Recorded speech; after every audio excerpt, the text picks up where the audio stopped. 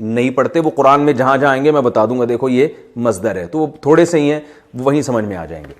تو اب ہم آگے چلتے ہیں کہ جو مصدر ہوتا ہے نا, جیسے سجدہ کرنا, سجدہ کرنا, آپ کو پتا ہے کہ انگلش میں اور ہر زبان میں ٹینسز ہوتے ہیں, ماضی میں کام ہوتا ہے یا حال میں کام ہوتا ہے یا فیوچر میں کام ہوگا, تین ہی زمانے ہوتے ہیں, ماضی, حال, مستقبل, پاسٹ, پریزنٹ اور فیوچر. تو پوری دنیا میں جتنی بھی زبانیں ہیں ان سب میں یہی ہوتا ہے. سمجھ میں آ رہا ہے بھائی؟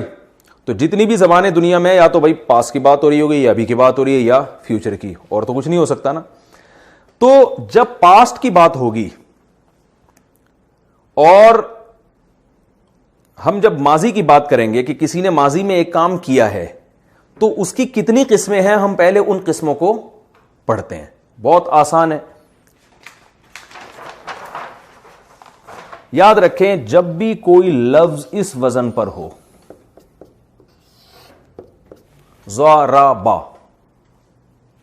یعنی پہلا لفظ پہ زبر, دوسرے پہ بھی زبر, تیسرے پہ بھی زبر, تو اس کا معنی کیا ہوگا؟ ایک مرد ہے جس نے پاسٹ میں ایک کام کیا, ضربا, اس نے مارا, کیونکہ اس کا جو مصدری معنی تھا وہ مارنا تھا. اب مصدری معنی یاد ہو جائے گا آپ کو. مصدری معنی کا مطلب یعنی جو اس کا ورب تھا اس کا اردو میں ترجمہ کیا تھا؟ مارنا.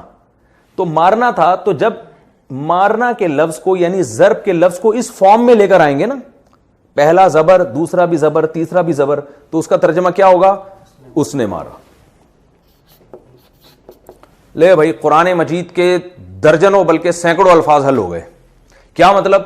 قرآن میں جو لفظ بھی اس طرح کا آ رہا ہے نا, پہلے پہ زبر, دوسرے پہ بھی زبر, تیسرے پہ بھی زبر, تو بس سمجھ لیں اس کا معنی ہے اس نے ماضی میں یہ کام کیا.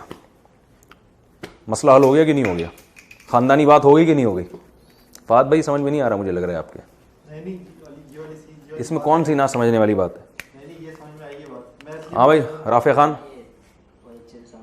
کیا سمجھ میں آیا؟ بہت اچھے سے یہ سمجھ میں آیا, مارا اس نے. جہاں بھی تین زبر آئیں گے اس کا مطلب یہ ہوگا اس نے جو اس شکل کا لفظ آ رہا ہے نا, وہ کام ہو چکا ہے, اس کا مطلب وہ کام ہو چکا ہے, کرنے والا ایک بندہ ہے, اس نے ماضی میں کیا ہے.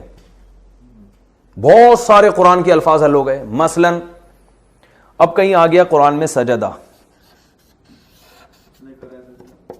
بتاؤ یار اس کا ترجمہ بتاؤ, شاباش.